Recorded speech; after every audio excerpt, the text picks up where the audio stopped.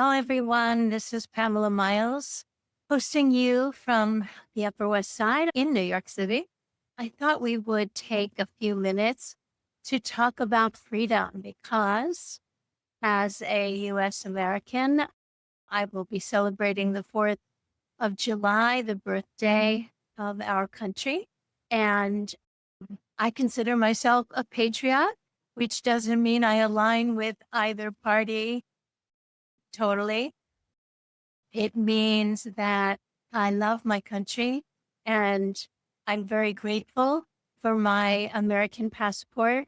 And I'm very willing to take a look and see where I think we're doing well and see where I think we could maybe do a little better and participate in the government.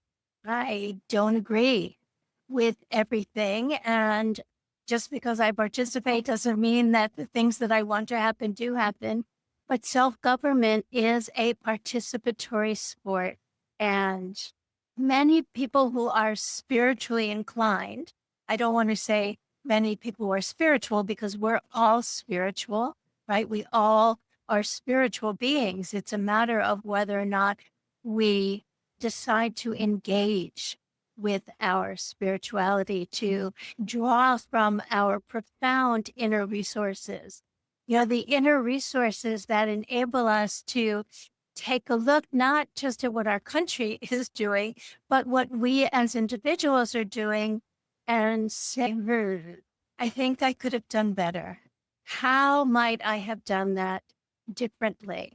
So often people who are spiritually inclined and spiritually engaged to some level are a little reactive about what they perceive to be politics.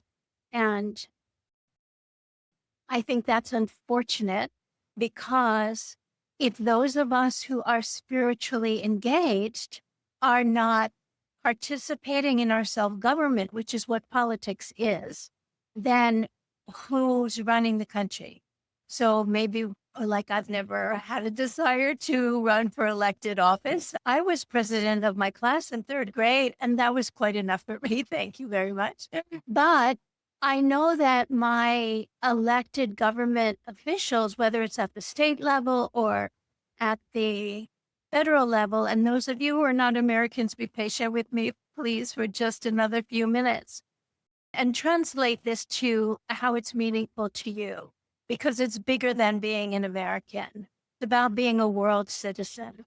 It's about not being an escapist. So if we don't engage in this great experiment in self-government, it leaves a vacuum of power. Power is neither good nor bad. It just is. And who affects how that power is used makes a difference. So this is why I encourage my community to be active in your communities on the level of government, local, state, and federal government. Make sure people know what's important to you, because the essence of a democratic government, certainly, and the essence of spiritual pursuit, spiritual engagement, they have the same goal, which is freedom. Freedom. We cannot create freedom in the world around us beyond the level of freedom that we create within ourselves. And that's why we have a spiritual practice, because the true freedom is the ability to direct and redirect our attention. And maybe it's as simple as the glass half empty or the glass half full. What matters is that there's water in the glass, right? Everything else is just a story that we wrap around it. And meanwhile, that water is evaporating. So being able to notice when your attention wanders into a place where it's feeding something you don't want to grow, bring it back. Have the courage not to go there, not to let your mind think about whatever it wants to. So if that seems impossible right now. And maybe for some of you it is. Maybe you're just starting. I want you to understand it is very possible and it takes practice. And that's why I encourage my students and my community. And if you're here, you're part of my broader community, and I hope you come back again, to actually practice. Daily self-practice will reframe your life. It will give you a different lens through which you observe your story and tell your story. And that's freedom. And freedom takes practice. It's not a gift, it's a possibility. And it's up to each one of us to make that possibility real, to imbibe that possibility, to become the walking embodiment of that possibility of freedom. It could be said that another word for freedom is love, and that's a whole other conversation. So what we're going to do now is practice, and I will watch the time and I will let you know when I am moving my hands from one placement to the next and where, so that you don't have to think or manage anything. The most important thing for you to do right now is to make yourself comfortable. If you're someplace where you can lie down and close your eyes, that's great. If it's not safe for you to do that, you can practice with your eyes open. You'll still have benefit.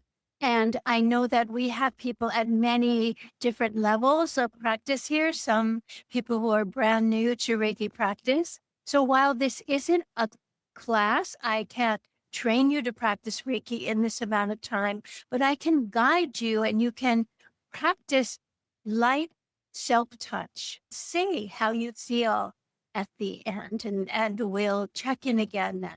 So I'll share with you the very simple 8 placement self-protocol that I learned back in 1986 that I still teach and still practice every day, every morning. For me, it's before I open my eyes in the morning.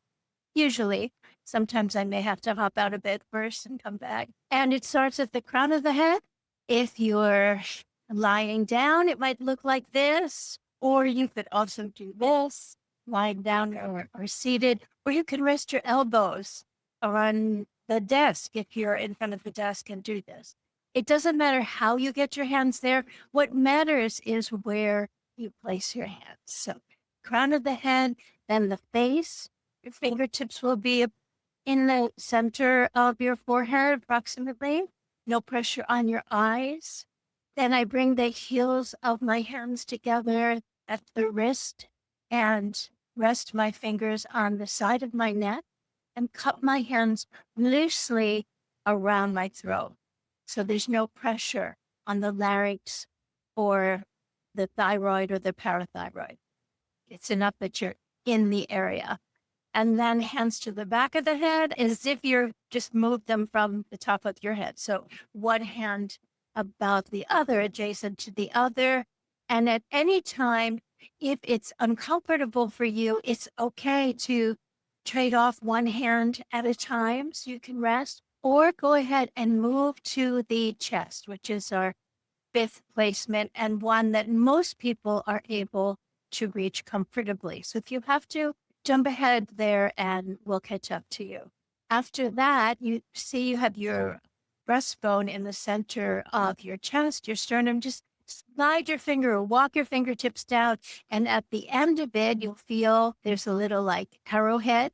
Under that is what we refer to as the solar plexus. I don't think it's in the anatomy books like that, but you can rest your fingertips there. And then your hands will be over your lower ribs. So maybe your thumb and forefinger will be on your ribs and the other fingers will be on your abdomen. Then we'll move fingertips to the navel. And at the end, move your hands so that you're resting your fingertips on your pubic bone.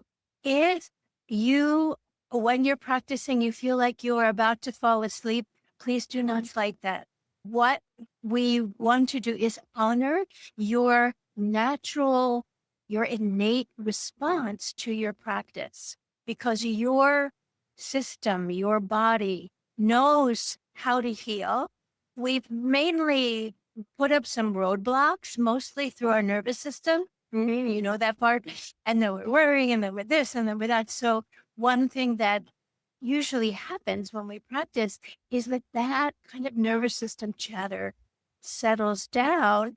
And when the nervous system settles into a balanced state, then your body starts to function much better and your self-healing mechanisms are able to engage. It's this time to check in with yourself, to notice how you're feeling. Notice any change in the way you feel now compared to how you felt when you started, what the first part of your day was like. And then when you're ready, again, keeping your body still and your eyes closed, bring the state that you're in now fully present in your physical body. So you feel the way you do now, even as you become more aware of your physical body and comfortable in your body. And look to see if it seems like it would be easier to direct your attention where you choose to place it. Now, this is why we practice, to unlock the freedom to give our attention to that which we value and we want to grow. That doesn't mean that we're doing a spiritual bypass over difficult feelings. No, we have to be real with our feelings. And then as they heal and resolve, to be willing to let go, not obsess, and keep choosing to come back to your freedom, to your love, to your peace. When you make this a priority in your life, we are moving closer to a world in which there is more freedom, true freedom, more love, and more peace. Whenever you're ready, let your eyes gently open. Freedom is self-control. If you don't control yourself with a benevolent awareness, then someone else is controlling you. This is why we practice. And this is why we practice consistently. In the United States, there are 2 states right now, Massachusetts and Vermont, who are moving to require licensing for Reiki professionals and practitioners of other natural spiritual healing practices. This is the 7th time Massachusetts has tried to do this. There's one, Senator Montigny is rabid about this and not listening to his constituents and Massachusetts residents who have fought hard in the past. We're not getting the response that we need now. If you are available to sign a petition to protect your freedom to practice Reiki as you choose and to access Reiki sessions from the professionals that you trust, if you could even sign the petition and then share it with several of your friends, that would be very much appreciated. We just broke 4,000. Last time we had 20,000. If you would be willing to make a call or write an email, please respond to the email and let me know. I have information that will make it very easy for you. If you're on my email list, if you have been for a few weeks, you've gotten emails about this, but don't hesitate to reach out if you need help. So, are you feeling free? We practice the first Tuesday of every month, and you're always welcome. And I want to reiterate that this is not a Reiki class, but it is a Reiki practice if you've been trained elsewhere or by me, or it's a light touch self-healing practice if you haven't been trained yet. If you haven't been trained yet, I would love to train you. Please look at the email and respond with any questions. All right. Thank you so much. Please take good care of yourself. Happy 4th of July to my fellow Americans, and lots of love to my fellow world citizens. And bye for now.